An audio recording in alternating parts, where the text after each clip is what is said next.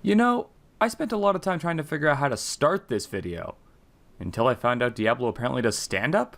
You ever hear the one about the warrior who thought he could put a Soulstone in his head? It's an enthralling tale. Is it hot in here? You know what? It's probably me. That's a nice soul you've got there. It'd be a shame if something happened to it. And here I thought my jokes were bad.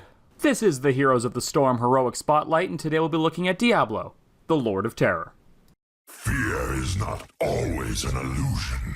So if you were ever looking for a hero to really throw your weight around with, I mean really get all up in there with, then this is the guy for you. Look at him! He's a fucking demon! You are El Diablo. That's Spanish for the Diablo. You see a squishy? Dive that shit. My kill. Someone trying to escape? Powerbomb, baby! My kill. Got a minion wave giving you attitude? Take that. Rawr. Diablo's passive is Black Soulstone. You know, that thing you spent all that time in D3 messing with. With it, the big guy gains 10 souls every time he gets a kill or an assist on an enemy hero, as well as 1 soul for every minion that dies nearby, all the way up to a maximum of 100. The souls are picked up automatically, so unlike characters like, say, the Butcher, you don't have to run around collecting things. For each soul he has, Diablo gains 0.4 maximum health, and if he dies after collecting 100 souls, he resurrects in 5 seconds, but he loses them all. Think of it like you're slipping Death a $5 to look the other way. Now, I'm on the fence about this passive. I love how tanky the souls can make you, but especially if you buff them with talents, but losing them all when you die can really set you back. I mean, what's the point of a faster respawn when you come back weaker because of it? Eventually, you'll reach a point where you have to start actively avoiding risky encounters because it sets you back so far in the late game when you die. The good thing is that unless you're maxed out on souls, you won't lose anything if you mess up. You'll still have a normal death timer, but at least you'll still be tanky. Okay, I think I got this. I think I know how to really get behind this hero. What do you call a Diablo player that always has your back? A Diablo! What is Diablo's favorite kind of music? Soul music. I have a splitting headache. I hate my life. His Q is Shadow Charge. Diablo charges an enemy, knocking them back and causing some minor damage. This ability grants him 25 armor, reducing all incoming damage by 25% for 2 seconds. However, if the enemy hits a wall, they're also stunned for 1 second and take additional damage. This ability is fantastic. I love it. It's so much fun. It's a great way to initiate team fights if you can land the stun, and to be honest, almost every map has a ton of walls to smack people into. What's even better is if you add even more to its damage with the level 13 talent, which just rips enemies to shreds. To shreds, you say? Yeah! Not to mention it combos so well with his E. Seriously, if you use this properly, it is so easy to get a kill. Push them into your turrets, into your team, even into a camp, and just watch the damage stack up. Because it gives you armor, you're in a good spot even if the team fight suddenly goes wrong. This is what Diablo used to look like. He looked like a bat. He looked like something you'd see on a death metal album. Fire Stomp is Diablo's W. He spreads out waves of fire in all directions that deal damage to enemies they touch. Then after reaching their maximum distance, they return for a second shot. This ability is Diablo's only tool for clearing minion waves outside of his heroic, as well as the only one that hits multiple targets. It's useful during team fights because you're going to find yourself neck deep in the enemy almost constantly, making it very difficult to dodge. And with a small cooldown and mana cost, you can safely spam it whenever it comes up to maximize its effectiveness. Of course, there are talents to buff it, covering things such as damage or adding slow, but in all honesty, I usually just skip those ones. They have the unfortunate luck of being along level marks that just house far better talents. Like, why would you buff up the damage of your flames when you can make Shadow Charge deal max health damage? You wouldn't. That's my point. That brings us to his E, Overpower. Now this is hot. Diablo grabs an enemy and slams it behind him, dealing damage and stunning it for 0.25 seconds. As I've mentioned before, this is amazing to use alongside your Q, or to stop a fleeing enemy and put them in range of your backline. What's more, you can also use it defensively. If your allies get into trouble, you can literally pick up the enemy and put them in their place. So while I was recording footage for this video, I stumbled across a new secret meta build. Are you ready for this? Specialist Illidan. You see, while we're down here fighting for the shrine, he's up there with Abathur laying a beatdown on the keep. But it's all good, folks. I'm sure we can win this fight 3-5. We lost.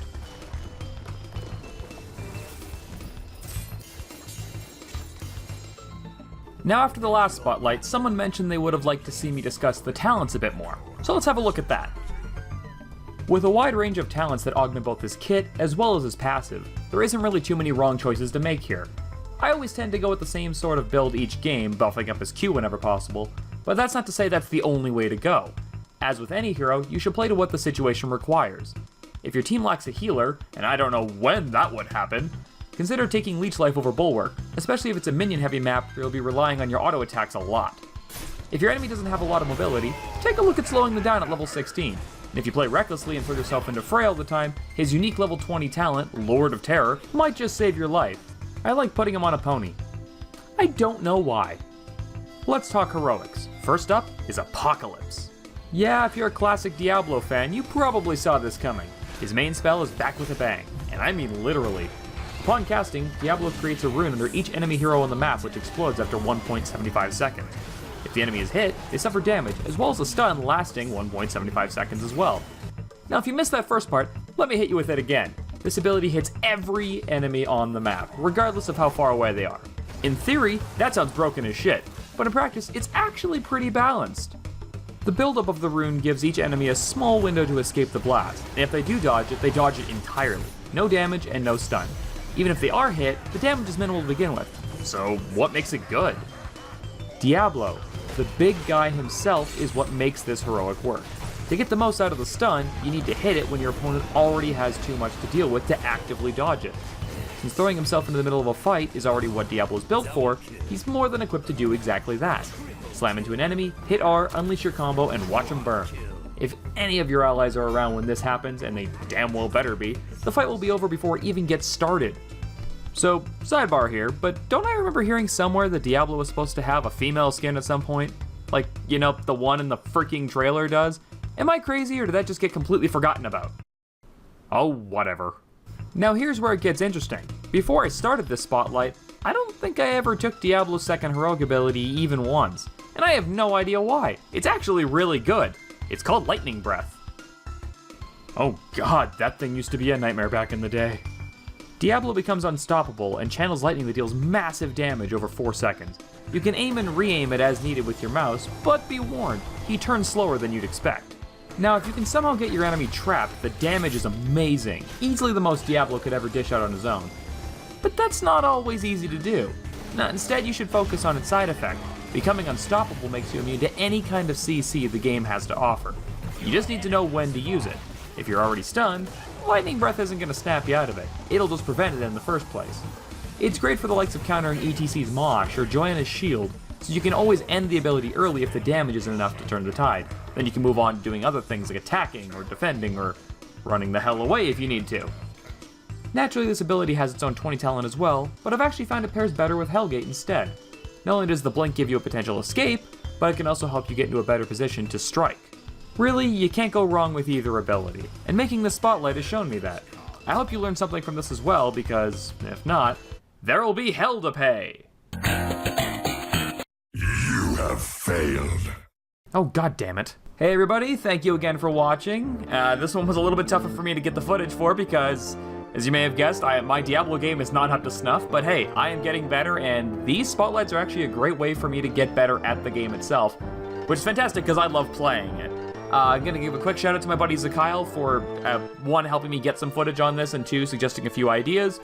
And the next spotlight should be featuring either a support or a specialist. I haven't quite decided yet, so as always, if you have any ideas on which particular hero you want to see, shoot me a comment, leave me a message, anything like that, and I will read it. Trust me, I will read it. So until next time, see you in the Nexus.